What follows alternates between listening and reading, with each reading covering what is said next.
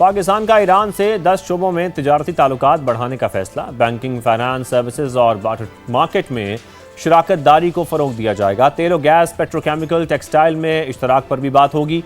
वज़ीर तिजारत जाम कमाल की समा से गुफ्तगू। चीन का पाकिस्तान की फार्मा इंडस्ट्री में $1 अरब सरमायाकारी का इम्कान। 130 कंपनियां 17 से 19 जुलाई को कराची कॉन्फ्रेंस में शिरकत करेंगी। अद्वियात के खाम माल, वैक्सीन, सर्जिकल आलात की मकामी तैयारी में इन्वेस्टमेंट की जाएगी। और खाम तेल की कीमतें 4 माह की कम तरीन सतह पर आ गई। इंटरनेशनल मार्केट में मजीद 1% कमी हुई। अमरीकी WTI 67, बरतानवी ब्रेंट क्रूड की $71 में ट्रेडिंग।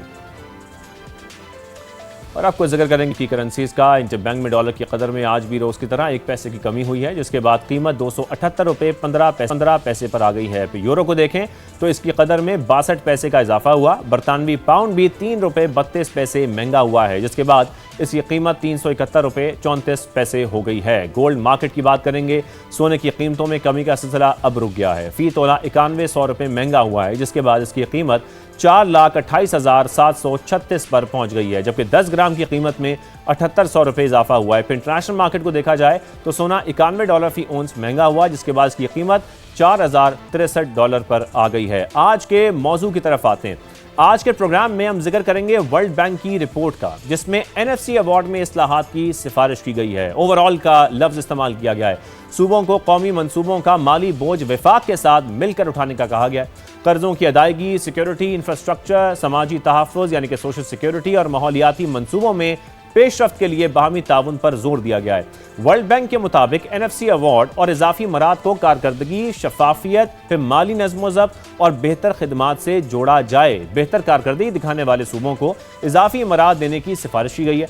वर्ल्ड बैंक रिपोर्ट के मुताबिक 18वीं तरमीम, आईनी तरमीम और NFC अवार्ड से सूबों की जिम्मेदारियों और रेवेन्यू में इजाफा हुआ, लेकिन कौमी मालियाती निज़ाम में कमजोरियां बरकरार रहीं। विफाकी अखराजात में कमी नहीं आई। ज़राई आमदन पर टैक्स के मौसर नफाज और प्रॉपर्टी टैक्स के यकसा निज़ाम पर जोर दिया गया।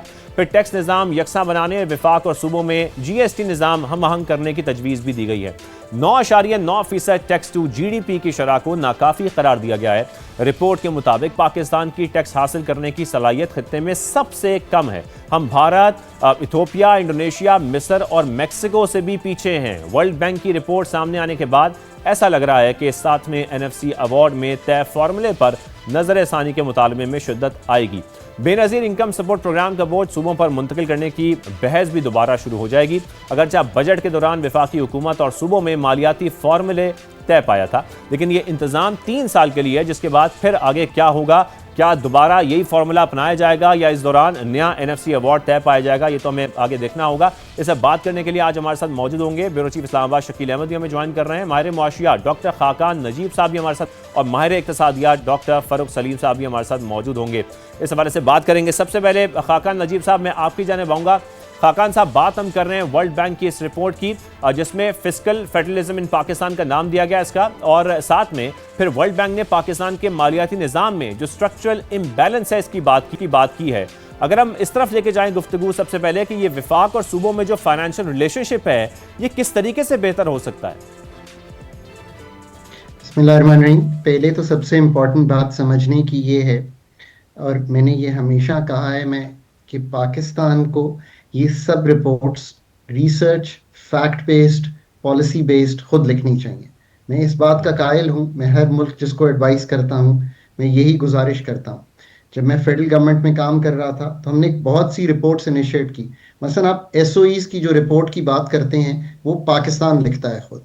ये मैं एक मिसाल इसलिए दे रहा हूँ कि ये इतना इम्पोर्टेंट टॉपिक है कि इस पे बहुत अच्छे लोकल रिसर्चर्स को काम करना चाहिए, और तभी हम एक पॉलिसी ऐसी बना पाएंगे जो रिसर्च, फैक्ट्स, मेथोडोलॉजी को इम्प्रूव करेगी।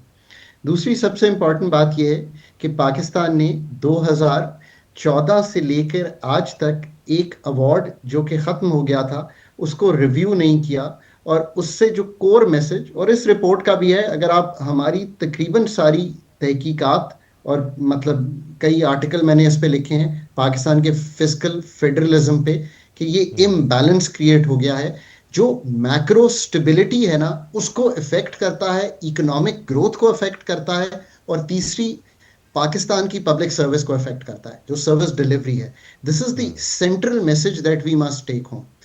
और जो 18वीं तरमीम हुई, जिसमें सूबों को बहुत से सब्जेक्ट, आई थिंक 17 ऐसे सब्जेक्ट हैं जो वफाक आज भी चला रहा है, जिसमें ज़कात, उशर, climate change, agriculture, industry, education, health, ये सब शामिल हैं जो कि डिवॉल्व हो चुके हैं। सो मैं हमेशा कहता हूं कि एनएफसी को 18वीं तरमीम से अलहदा नहीं पढ़ सकते।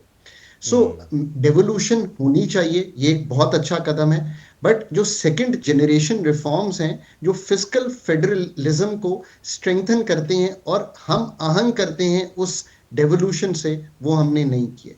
और फिर तीसरी बात, जो प्रोविंशियल फाइनेंस कमीशन है, जो कि उस नीचे की सतह पर, लोकल गवर्नमेंट्स की सतह पर लेकर जाए, वो तो लोकल गवर्नमेंट्स ही नहीं बन सकी, वो भी हमने नहीं किया।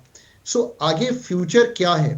देखिए ना, सबसे बड़ा फ्यूचर तो ये है कि हमने अलाइन करना है फाइनेंसिंग रिस्पॉन्सिबिलिटीज को। समझिए इसको, पाकिस्तान की वीकनेस ये है कि जो पैसा रिसीव कर रहा है और जो एक्सपेंडिचर रिस्पॉन्सिबिलिटी लिए बैठा है, उनमें एक अदम तवाज़ुन है।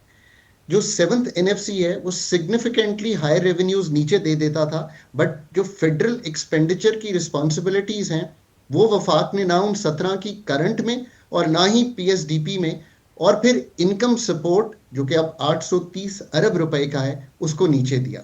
Very very important to understand. फिर एनएफसी को अब जो आपने आगे लेकर चलना है, उसमें जो इंपॉर्टेंट बात है, क्या आपने पॉपुलेशन शेयर जो 82% है उसी पे चलाना है? इसका मतलब है कि हम कोई इंसेंटिव नहीं दे रहे प्रोविंशियल गवर्नमेंट्स को कि जो उन्होंने अपनी सर्विस डिलीवरी को बेहतर करना है। और ये रिपोर्ट भी कहती है, हमारी अपनी तहकीक भी ये कहती है कि जो एडिशनल स्पेंडिंग आई, उसने has been absorb by administrative expansion, higher salaries, pensions, recruitment expenditure, but service delivery उस तरह बेहतर नहीं हुई।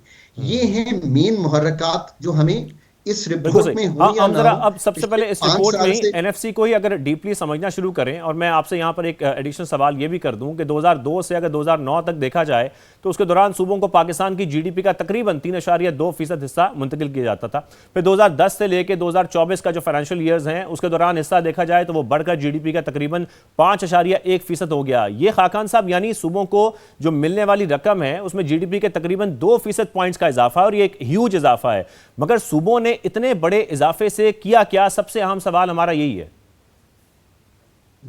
सो इस अहम सवाल का जवाब ये है कि सूबों ने, ये हमने मुंतकिल तो किया, पर जो जिस तरह की सर्विस डिलीवरी आप उनसे मांग रहे थे, यानी कि education outcomes, health outcomes, revenue mobilisation, budgetary transparency, climate adaptation, disaster preparedness और स्ट्रेंथनिंग ऑफ लोकल गवर्नमेंट्स, यही था ना। इसके साथ आपने कोई इंसेंटिव स्ट्रक्चर जो है वो लिंक नहीं किया। और जो 2014 में आगे चलना था, चले हम थोड़ी देर के लिए उस अवार्ड को कहते हैं कि चले 82% और बाकी पावर्टी और करके हमने कर दिया। ये जो मेजरेबल आउटकम्स हमने करने थे, जो मैंने अभी चीजें बताई हैं, उससे लिंक नहीं किया, तो आपको आज भी 2.5 करोड़ बच्चा स्कूल से बाहर, 44% स्टंटिंग, माल न्यूट्रिशन, ये सब कुछ दिखाई देता है। इससे बढ़ के एक चीज है, ये जो quality of service, quality of education, यानी कि हमारा वो बच्चा जो, मेरे ख्याल है शायद आ खान वालों ने एक सर्वे किया था, वो 2 सत्रें अंग्रेजी की या मैथ्स का नहीं कर पाता, कोई बहुत ही 60-70% बच्चा जो उसको करना चाहिए था। फिर ये जो ओवरलुक मैसेज है पाकिस्तान में कि जो डेवोल्यूशन है, उसको जो निचली सतह पर जाना था, यानी कि टोटल स्पेंडिंग जो है उसको निचली सतह पर जो पीएफसी से लेकर जाना था, वो भी नहीं किया गया। अगर आप इस पूरे तनाजुर में इस रिपोर्ट को देखेंगे तो जो आउटकम्स हैं वो भी इंप्रूव नहीं हुए, पर वफाक ने एक बहुत बड़ी हिट ले ली। यानी कि जो वफाक के पास, इसी रिपोर्ट में अगर आप दूसरा हिस्सा देखेंगे तो वो आपको ये भी बताएगा कि जो वफाक के पास पैसे बचे थे, वो as a percentage of GDP जो है वो कम होते चले गए।